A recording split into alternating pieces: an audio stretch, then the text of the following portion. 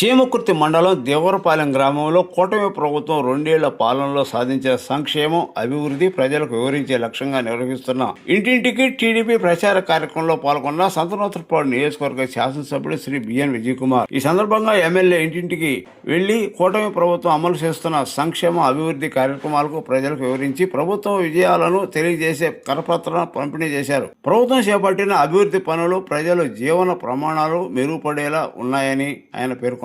ఈ కార్యక్రమంలో AMC chairman అన్నం ప్రసాద్, పార్లమెంటు ఉపాధ్యక్షుడు గొల్లపూడి సుబ్బారావు, మండల పార్టీ అధ్యక్షుడు గొట్టిపాటి రాఘవరావు, మండల వర్కింగ్ ప్రెసిడెంట్ లోకేష్, మండల సెక్రటరీ ఇస్తార్ల ఏడుకొండలు, గ్రామ పార్టీ అధ్యక్షుడు గంగిరెడ్డి నాగిరెడ్డి, రావులపల్లి నాగేశ్వరరావు, మేడుబోయిన నారాయణ, గంగిరెడ్డి బాలిరెడ్డి, మురళీకృష్ణ, పుత్తూరి బాలకృష్ణ, రమేష్ బాబు, సింగయ్య, రామాంజనేయులు, చిన్న రోషయ్య, రామారావు, సీను, వెంకటేశ్వర్లు, బండారు సీను, బొడ్డు రామారావు, సాధు మోహన్, నల్లూరి మధు తదితరులు పాల్గొన్నారు.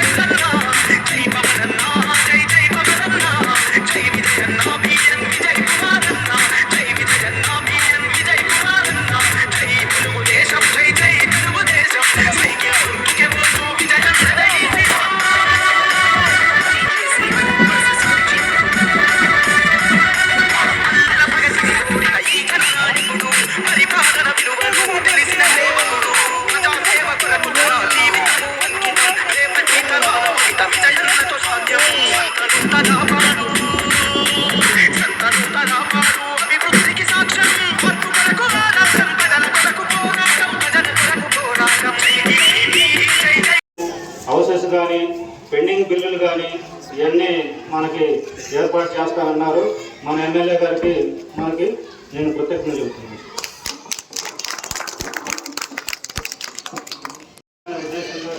పెట్టారు.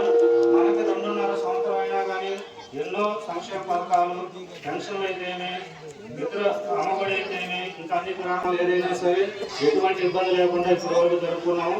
ఇంకా ముందు కూడా మన ఎమ్మెల్యే గారు మనకి చాలా గ్రాంట్ ఇవ్వడం జరిగింది. డ్రైనేజీలు కానీ మన గౌరవ శాసనసభ్యులు శ్రీ బిఎన్ విజయ్ కుమార్ గారికి వేదికలో నుండి మరి మీ అందరూ కూడా మన కూటమి ప్రభుత్వం వచ్చి 2 సంవత్సరాల సందర్భంలో ఈ కార్యక్రమం ఏర్పాటు జరిగింది. 2 సంవత్సరాల్లో మన ప్రభుత్వం ఏ సంక్షేమ కార్యక్రమాలు, అభివృద్ధి కార్యక్రమం చేస్తారనేది ప్రతి ఒక్కరికి తెలుసు. మనము ఇవన్నీ కూడా గమనించి రేపు రాబోయే రోజుల్లో కూడా ఇంకా మంచి అభివృద్ధి సంక్షేమ కార్యక్రమాలు అమలు జరగాలంటే మన కూటమి ప్రభుత్వం ఉండాలి.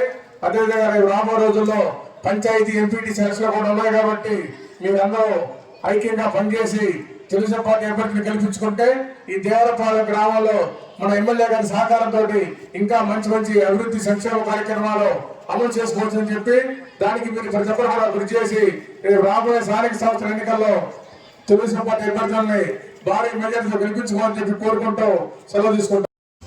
2 నెలలు ఎక్కువ కూడా అయింది, కానీ మన ప్రభుత్వం ఏ విధంగా ఏం చేసింది అనేది మీకు కూడా తెలియాలా. ఒక విషయం చెప్తున్నాను, ప్రతి ఇంట్లో 4 పిల్లలు ఉన్నా వాళ్ళకి డబ్బులు పడ్డాయా లేవా? పడ్డాయి, అవునా? అదే విధంగా మనకు 4,000 పెన్షన్ నెలకి 1వ తారీఖు ఇస్తున్నారా లేదా?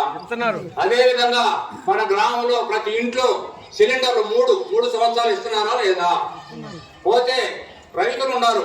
ఏ రైతైనా 20 సెంట్లు ఉండా, 50 సెంట్లు ఉండా, 4 ఎకరాలు ఉండా, 10 ఎకరాలు ఉండా 20,000 డబ్బులు పడ్డాయా లేవా? అదే విధంగా మన ప్రభుత్వం చేసే విషయాలన్నీ కూడా కాలాతీతం అయిపోయింది కాబట్టి ఎక్కువగా మాట్లాడటానికి కూడా సమయం లేదు కాబట్టి మీ అందరికి మరి ఒక్కసారి హృదయపూర్వక నమస్కారం తెలియజేసుకుంటూ సెలవు తీసుకున్నా. రావాలి. గంగిరెడ్డి నాగిరెడ్డి గారు మన ఎమ్మెల్యే విజయ్ కుమార్ గారిని సత్కరిస్తున్నారు. మండల పార్టీ ప్రెసిడెంట్ రాఘవరావు గారు దగ్గర ఒక 80% హామీలు పూర్తి చేశారు. అదేవిధంగా ఆయన చెప్పుకుంటూ ఏదైనా కొత్త సమస్యలు ఏమైనా ఉంటే దాన్ని కూడా సరిచేయడానికి ఈరోజు ఈ కార్యక్రమం పెట్టాము. అన్ని ఊర్లో అన్ని ఎస్సీ కాలనీలో తిరిగాము, ఊర్లో కూడా తిరిగాము, కొన్ని విషయాలు తెలుసుకున్నాం. ఈరోజు మీ అందరికీ నేను ముఖ్యంగా చెప్పేది ఏంటిదంటే, కూటమి ప్రభుత్వం వచ్చిన తర్వాత చాలా ఆర్థిక ఇబ్బందులు ఉన్నాయి. అయినా కానీ చాలా అభివృద్ధి సంక్షేమ కార్యక్రమాలు ప్రభుత్వం చేస్తున్న విషయం మనందరం గమనించాలి. సరే, ఈ ఊరికి వస్తే తల్లికి 15,000 పడిన విషయం మనందరికీ తెలుసు. దాని తర్వాత రైతులకి 20,000 రూపాయలు, దాని తర్వాత స్త్రీలకి ఫ్రీ బస్సు, 3 సిలిండర్లు ఫ్రీగా ఆ డబ్బులు ఇస్తా ఉన్నాం. దాని తర్వాత అనేక ఇంకా సంక్షేమ కార్యక్రమాలు చేశాము. దాని తర్వాత రోడ్ల విషయానికి వస్తే మీ అందరికీ తెలుసు, ఎలక్షన్ ముందర అన్ని గతుకులు, ఇంత గుంతలు, ఇవన్నీ దగ్గర దాకా అన్ని సరి చేసి రోడ్లు వేసాము. మన కాన్స్టిట్యున్సీలో వస్తే దగ్గర దాకా సీసీ రోడ్లు, సైడ్ లైన్లు అయిపోయినాయి, జరుగుతున్నాయి. దగ్గర అంటే 4 మండలాలు 100 కోట్లు చేశాం. డిఎంఎఫ్ ఫండ్ దగ్గర 60 కోట్లు తెచ్చుకొని చాలా పనులు చేస్తా ఉన్నాం. దాని తర్వాత ఆర్ఎన్బి రోడ్లో 20 కోట్ల వరకు ఇలాంటి ఎన్నో చేశాం. మీరు కూడా కనపడతా ఉన్నారు, తిరుగుతా ఉంది. మీ అందరికీ తెలుసు, మన అది కూడా ఒక 2 కోట్లతో అది సరి చేశాం. ఇంత గుంతలు ఉన్నాయి.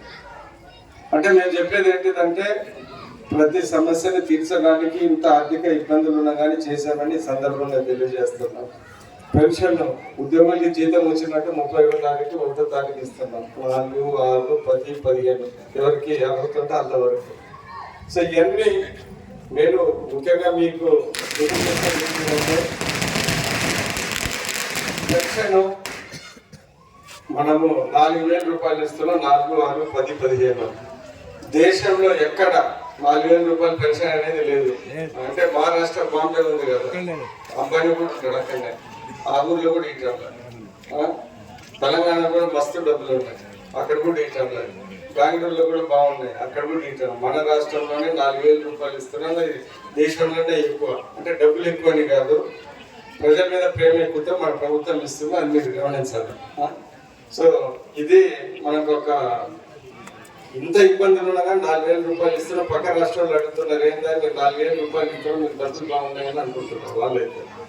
సరే, ఏది ఏమైనా కానీ ఈరోజు పేద ప్రజల కోసం మా జనాల్ని సంతోషపెట్టడానికి 4,000 రూపాయలు ఇస్తున్నాం. సరే, ఈరోజు ఈ గ్రామానికి వస్తే పోయినసారి వచ్చినప్పుడు కరెంట్ పోల్స్ సరిగ్గా లేవంటే ఇప్పుడు కొత్త పోల్స్ పెద్ద ఎత్తుగా పెట్టాము. దాని తర్వాత పెన్షన్లు ఇచ్చాము. రాబోయే కాలంలో పెన్షన్లు ఇప్పుడు మేము తిరిగినప్పుడు అక్కడ ఎక్కడ తిరిగినా కానీ పెన్షన్లు అడుగుతున్నారు. కొత్త